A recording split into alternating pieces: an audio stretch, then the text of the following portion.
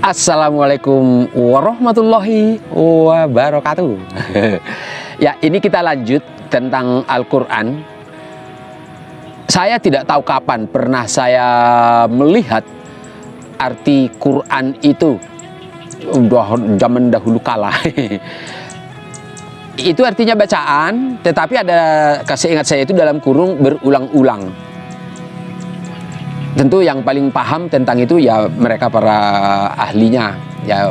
Tapi kalau bagi saya untuk disampaikan seperti ini ke seluruh bangsa Indonesia, itu aja cukup. Al-Quran itu adalah bacaan dan dilakukan berulang-ulang.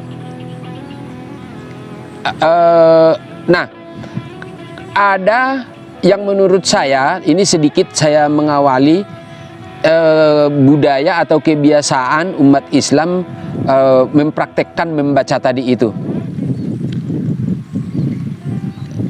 Semua orang yang agama Islam itu ketika masih usia awal itu belajar ngeja, kemudian dan seterusnya. Berbanding dengan kita di sekolah umum, itu juga ada belajar membaca, yaitu huruf-huruf Latin, A, B, C, dan seterusnya. Nah, begitu kita tahu huruf-huruf, biasanya proses lebih mengenal huruf itu dan bisa mengetahui ucapan-ucapannya digabung-gabungkan dengan huruf lain. I, N, I, ini, B, U, ini, ibu, budi, kayak seperti itu. Lama-lama kita bisa membaca. Nah, begitu berapa bulan, mungkin masih di kelas 1, itu sudah bisa membaca. Nah, anak kelas 1 itu di sekolah umum sudah bisa nanti membaca apa? Misalkan buku-buku yang mereka senangi, yang besar-besar tulisannya, cerita-cerita, komik-komik, atau yang lain. Jadi dengan bisa menggabungkan huruf demi huruf untuk bisa mendapatkan ilmu. Jadi masih kelas 1 pun sudah bisa. Kemudian misalkan kalau yang sudah ada tugas, misalkan kelas 2 ada resep masakan, ini bahan-bahannya ini, cara masaknya begini. Nah, mereka dengan membaca tulisan-tulisan itu, rangkaian huruf demi huruf itu bisa mengerjakan, menghasilkan prestasi masakan tertentu dari resep-resep yang dibaca. Ini dari sisi huruf Latin. Nah, akan berbeda jauh dengan huruf Arab. Kalau saya dulu di Pintu Langit, sebelum sekolah itu, karena ibu saya itu guru ngaji, kita udah diajari, udah dikenalin huruf-huruf, menghafal dari alif, bata sampai ya itu, kemudian ngaji, bisa baca. Ya udah bisa baca, ya udah sampai nanti bisa baca Al-Quran. Ya sebatas itu toh baca. Apakah ada ilmu yang didapat dengan cara seperti itu? Saya tidak bisa bahasa Arab, jadi tidak ada ilmu. Cuman untuk membaca bisa. Itu. Di Kudus, itu di lingkungan itu ada memang pesantren, jadi saya jadi santri. Itu ada namanya Qiroati. Nah, itu untuk bisa membaca Al-Quran itu harus lulus 6 jilid.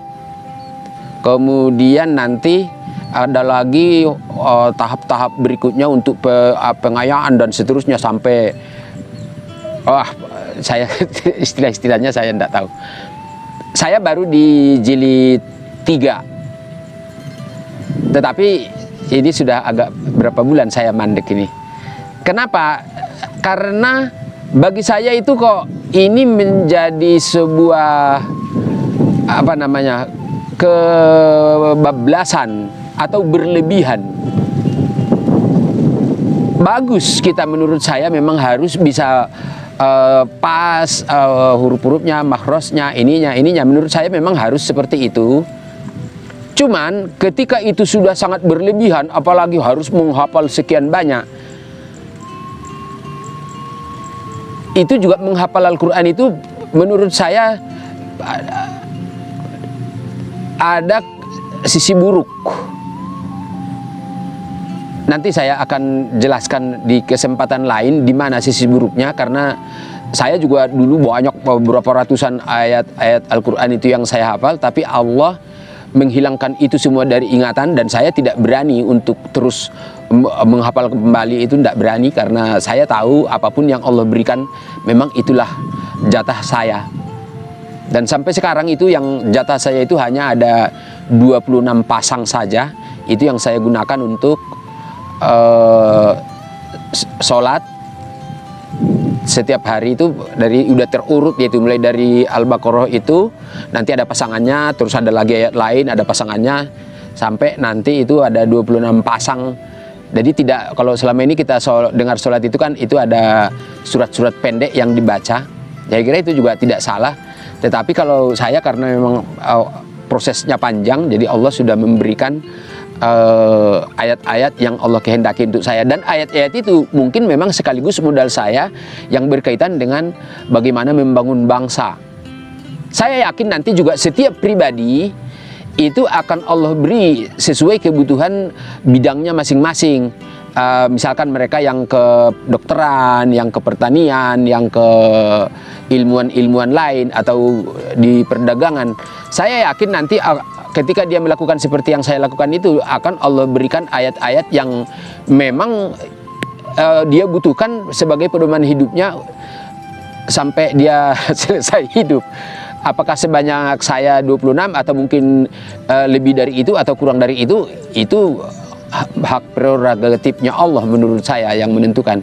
Jadi itu yang saya lihat, bagaimana ada orang menghafal satu Al-Quran penuh.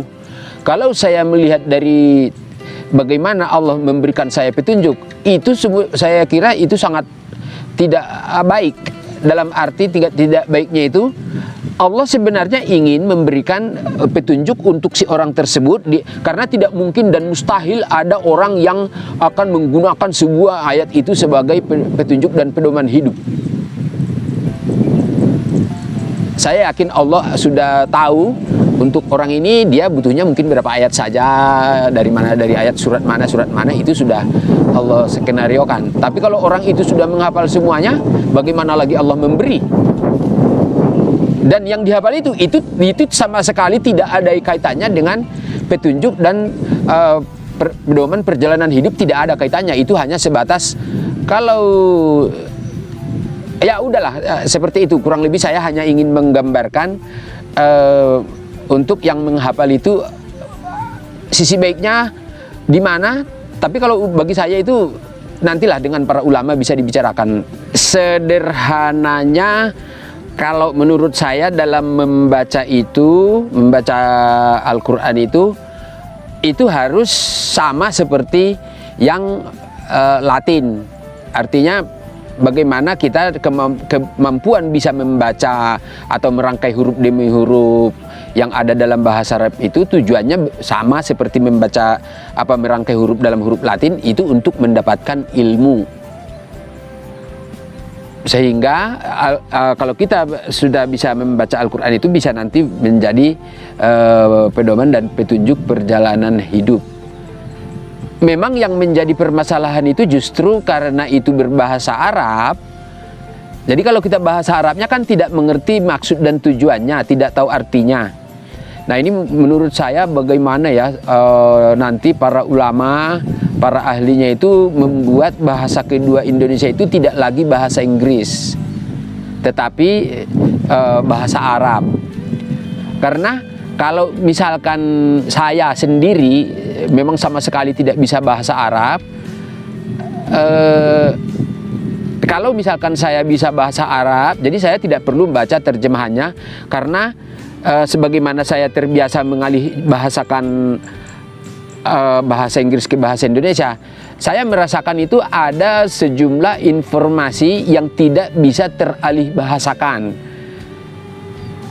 Makanya sangat luar biasa bagus menurut saya kalau bangsa Indonesia itu semuanya mahir berbahasa Arab, sehingga pada saat baca Al-Quran itu tidak perlu dia membaca terjemahannya langsung bahasa Arabnya, karena dia bisa secara utuh bisa melihat maksud-maksud Allah yang tidak bisa terpindahkan ke bahasa Indonesia itu. Ya semoga ini nanti mungkin urusannya dengan para ulama ke depan, bagaimana dibuat bahasa Arab itu bahasa kedua, kemudian programnya di pembelajaran di sekolah atau di kehidupan itu ada proses yang membuat itu benar-benar terjadi. Jadi bahasa kedua kita ini nanti Indonesia itu bahasa Arab. Berbanding bahasa Inggris, karena memang semua sari-sari ilmu-ilmu itu sudah banyak yang saya sempurnakan di buku-buku ini. Jadi menurutku kita membuat bahasa Inggris itu bahasa kedua sudah tidak sepenting bahasa Arab tadi itu, Al-Quran itu. Ilmu-ilmu Al-Quran itu saya yakin jauh lebih maha penting.